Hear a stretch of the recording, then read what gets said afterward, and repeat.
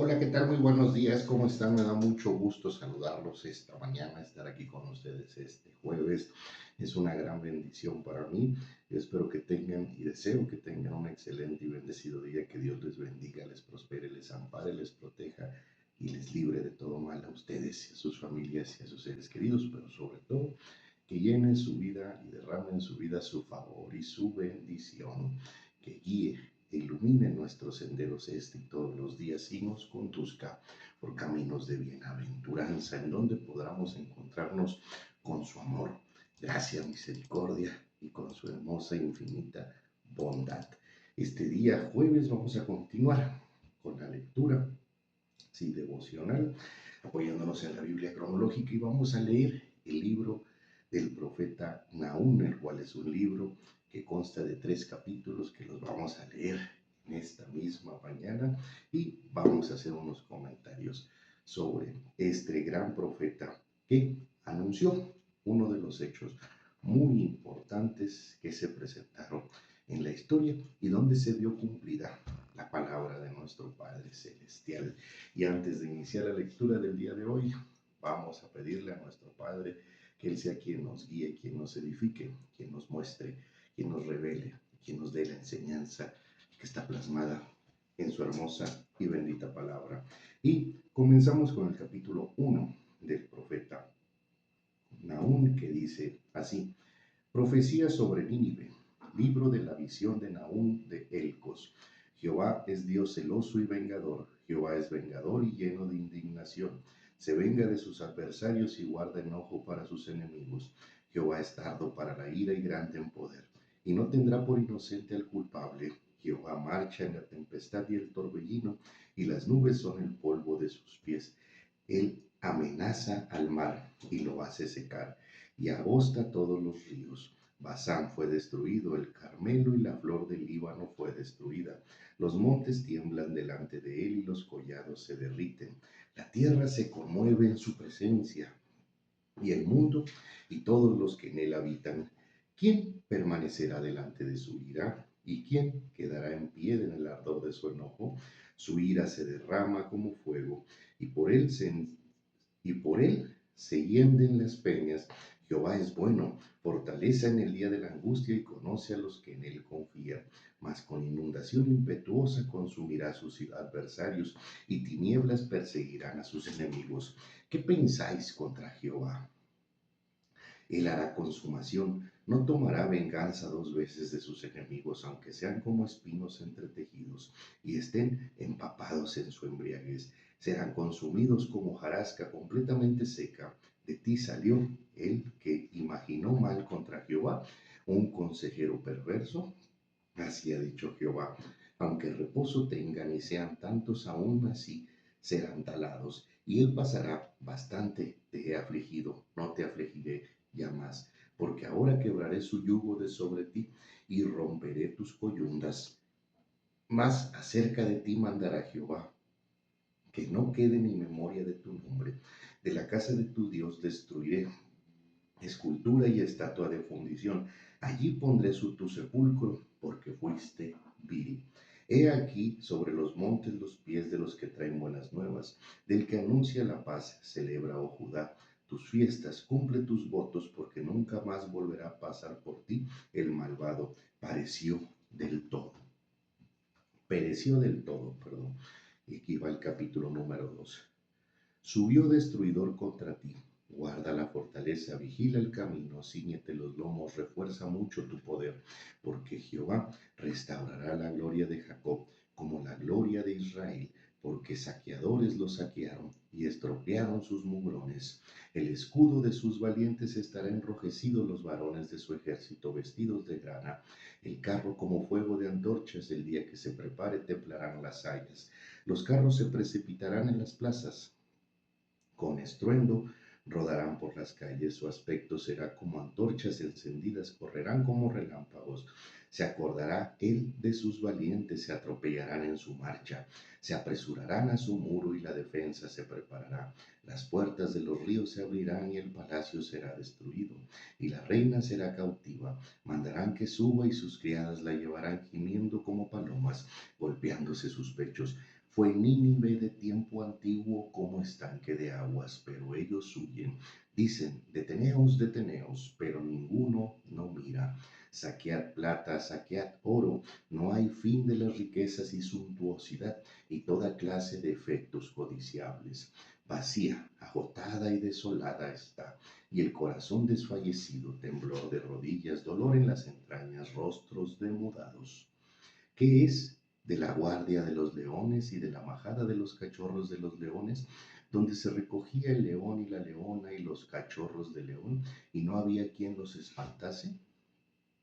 El león arrebata en abundancia para sus cachorros y ahogaba para sus leonas y llenaba de presas sus cavernas y de robos sus guaridas. Heme aquí contra ti, dice Jehová de los ejércitos, encenderé y reduciré a humo tus carros y espada devorará tus leoncillos y cortaré de la tierra tu robo y nunca más se oirá la voz de tus mensajeros. Ay de ti, ciudad sanguinaria, toda llena de mentira y de rapiña sin apartarte del pillaje, chasquido de látigo y fragador de ruedas, caballo atropellador y carro que salta, jinete iniesto y resplandor de espada, y resplandor de lanza y multitud de muertos y multitud de cadáveres, cadáveres sin fin, y en sus cadáveres tropezarán, a causa de la multitud de las fornicaciones de la ramera de hermosa gracia, maestra en hechizos que seduce a las naciones con sus fornicaciones y a los pueblos con sus hechizos.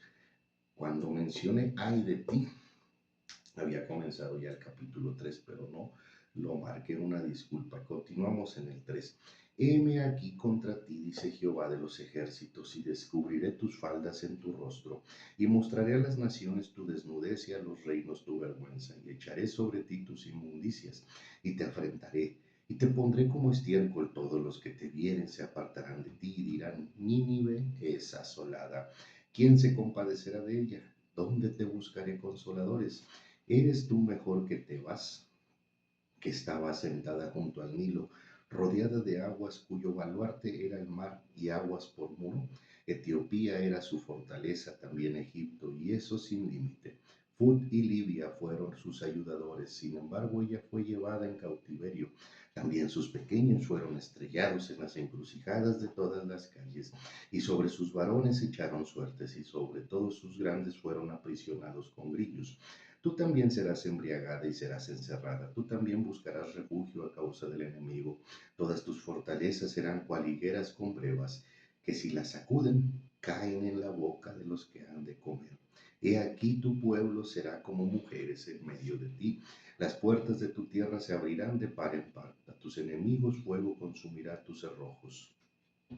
Provéete de agua para el asedio, refuerza tus fortalezas, entra en el lodo, pisa el barro, refuerza el horno. Allí te consumirá el fuego, te talará la espada, te devorará como pulgón, multiplícate como langosta, multiplícate como langostón, multiplícate tus mercaderes, más que las estrellas del cielo. La langosta hizo presa y voló. Tus príncipes serán como langostas y tus grandes nubes como langostas que se sientan bañados en días de frío. Salido el sol se van y no se conoce el lugar donde están.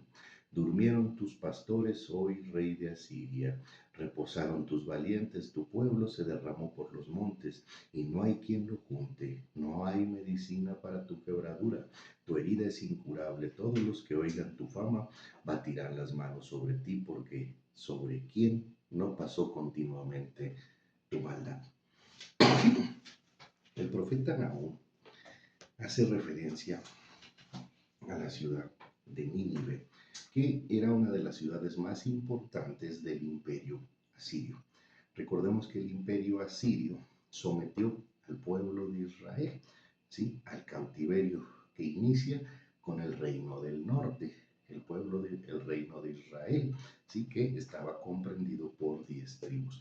Y quedó fuera de ese cautiverio a manos de Asiria la tribu de Judá, Jerusalén, junto con la tribu de Benjamín. Sí, el cautiverio sobre Judá y la ciudad de Jerusalén fue a través de manos del imperio babilónico, ¿verdad? Nahum hace referencia a Siria. El imperio asirio tomó en cautiverio al reino del norte, que era correspondiente al área de Israel y sus 10 tribus, muchos años antes de que se sometiera a la tribu de Judá. Pero Nínive y Asiria habían sido, ¿sí?, enemigos constantes, ¿sí?, del pueblo de Israel. Siempre habían estado en combate contra ellos, siempre los habían querido oprimir.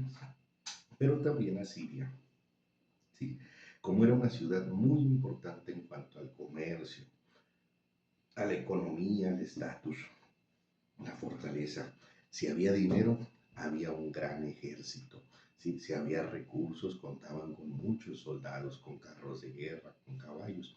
Y su maldad estaba desatada. ¿Sí? Y se enfrentaban con todos aquellos que se encontraban alrededor. ¿Sí? Y que no formaban parte aún del imperio asirio.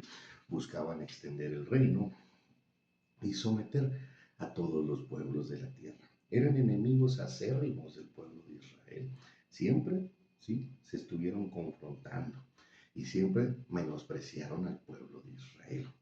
Nínive también lo hace referencia otro profeta, ¿sí?, además del profeta Nahum. Pero debemos de entender lo siguiente. Jonás, ¿sí?, el libro de Jonás también hace referencia a la ciudad de Nínive.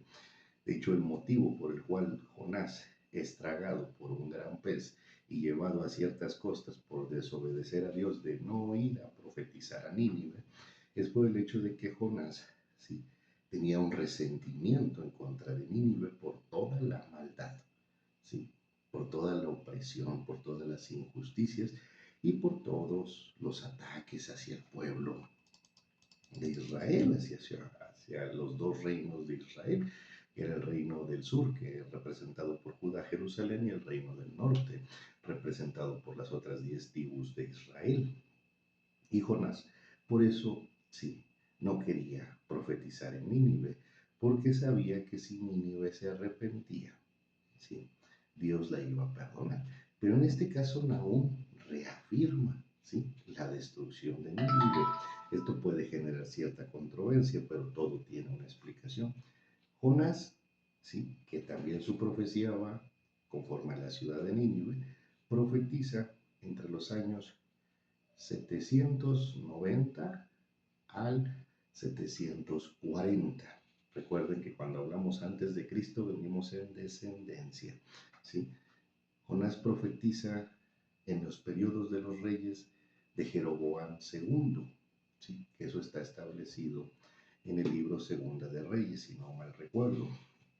Y en la época que Jonás profetiza y que Dios manda a arrepentirse, manda a anunciar la destrucción de Nínive a través de Jonás, y Nínive se arrepiente y Dios los perdona, ¿sí?, fue alrededor de los años 790 al 750 antes de Cristo.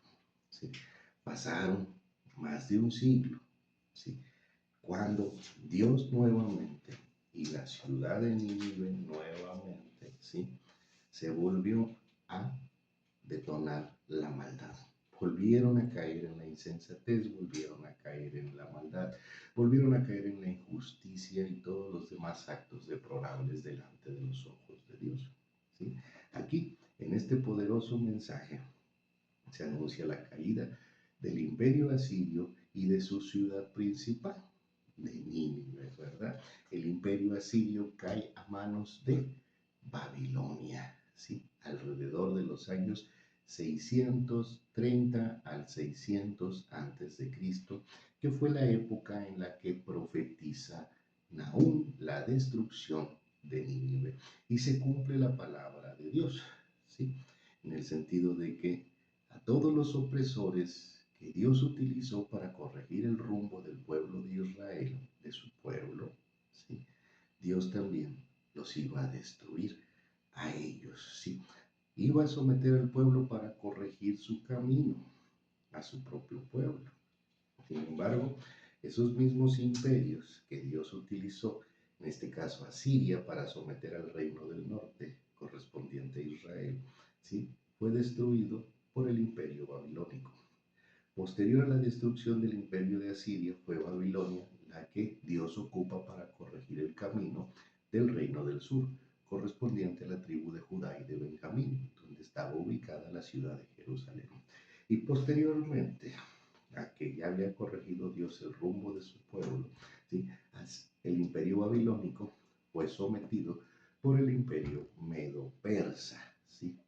Al cual Dios utilizó para que su pueblo, el de la tribu de Judá, habitantes de la ciudad de Jerusalén, regresaran a Jerusalén para que reconstruyeran el templo y reconstruyeran el muro. Este contingente de los del cautiverio, que así se llama, era encabezado por Zorobabel, por el sacerdote Esdras y después por Nehemías, que fue el encargado de construir el templo. Zorobabel, sí, encabezaba el contingente y encabezó la reconstrucción del templo. Esdras fue comisionado por Artajerjes, no sé si primero o segundo, pero uno de esos dos Artajerjes, para que fuese y transmitiera todo el conocimiento que él tenía de la ley de Dios, del Dios de Israel.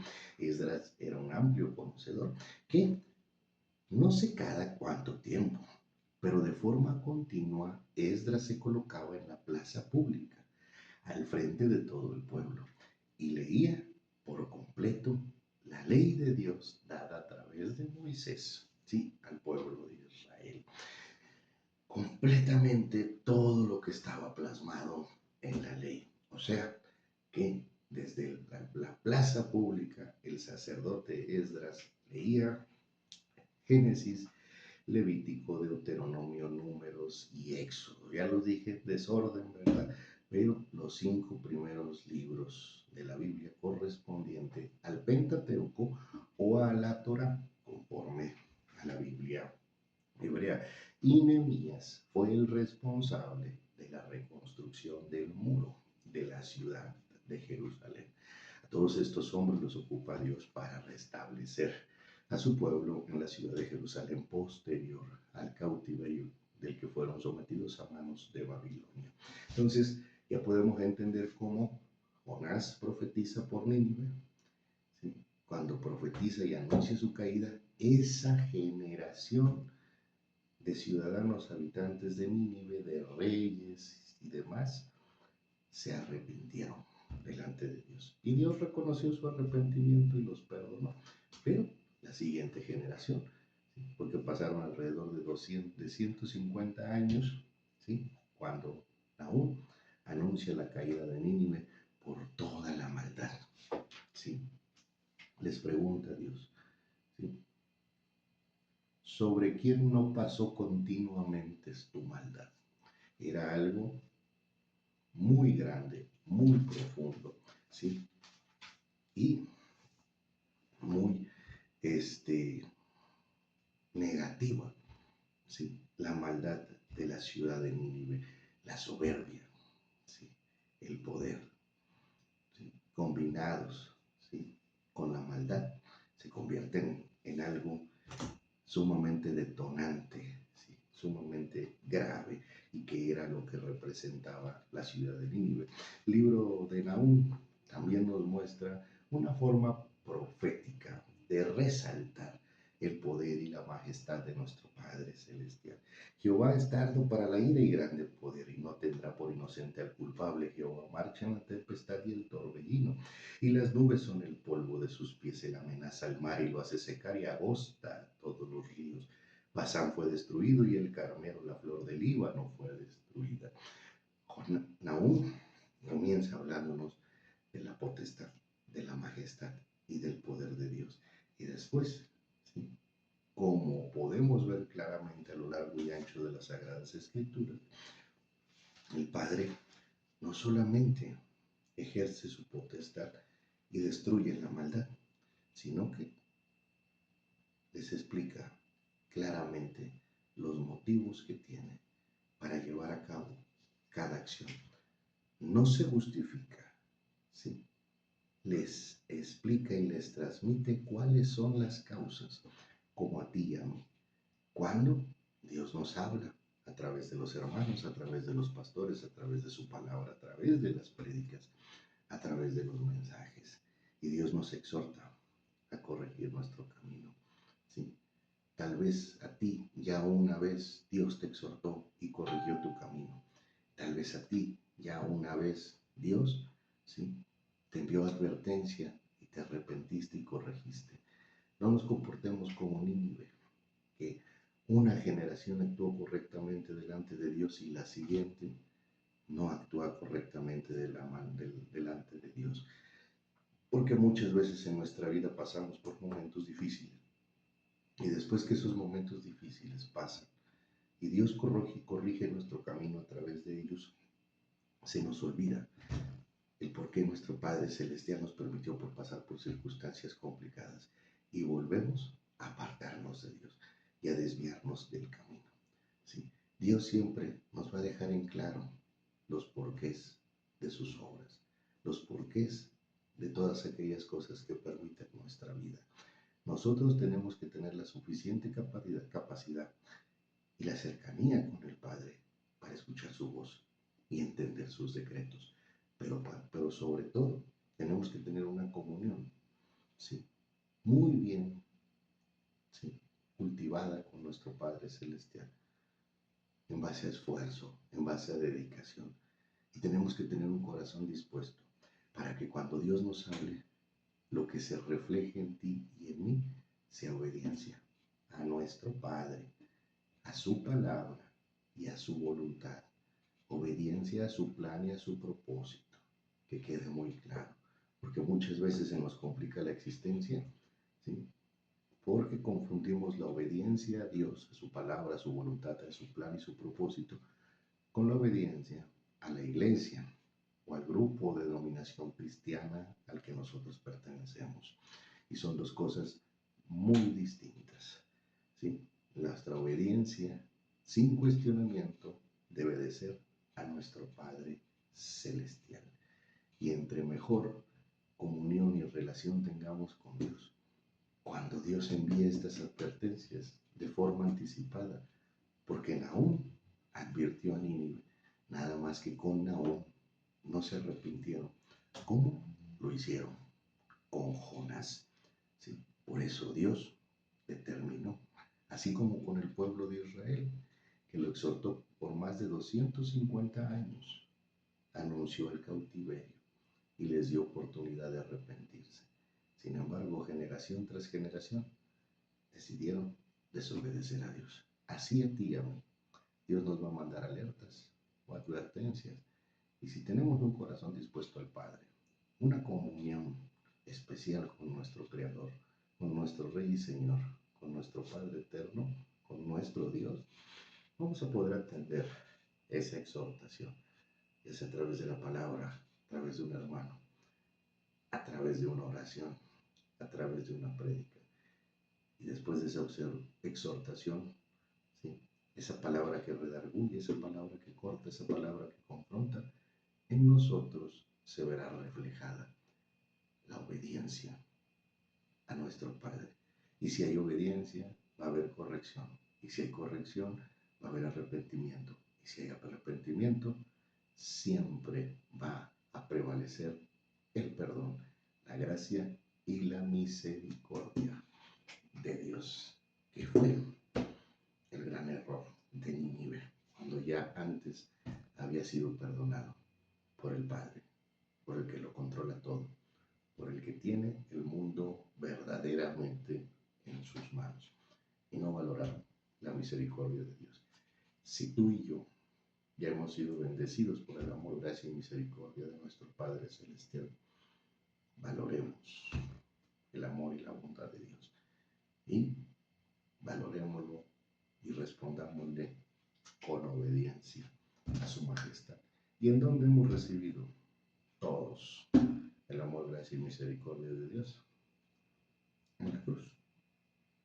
En la cruz, con Cristo Jesús, con nuestro Salvador, nuestro Redentor y nuestro reconciliador. Desde ahí, Dios bendijo tu vida y bendijo la mía y nos dio la bendición más grande, que es al reconocer y aceptar a Cristo en nuestro corazón, ser partícipes de su pueblo, ser considerados sus hijos, pero sobre todo salvar nuestras almas del Seol. Y eso es la bendición más hermosa que podemos tener de parte de nuestro Padre Celestial. Esta fue la lectura del día de hoy del libro de Nahum, un libro muy pequeño de 3 capítulos que contiene un mensaje muy hermoso que podamos empatar con otras muchas áreas y muchos relatos de las Sagradas Escrituras. Yo me despido, no sin antes volver a desearles que tengan un excelente y bendecido día. Que Dios les ampare, que Dios les proteja, que Dios les guíe, pero sobre todo que nuestro Padre Celestial les muestre su inmenso, maravilloso y grandioso y hermoso amor y bondad, ese que siente infinitamente por ti y por mí y por todos aquellos que cada día nos esforzamos por honrarle y por agradarle con nuestras conductas, con nuestros actos, con nuestra fe, con nuestra devoción, con nuestra alabanza y con nuestra entrega al Señor. Que tengan un excelente y bendecido día. Nos vemos mañana viernes para continuar con esta lectura devocional día por día. Saludos.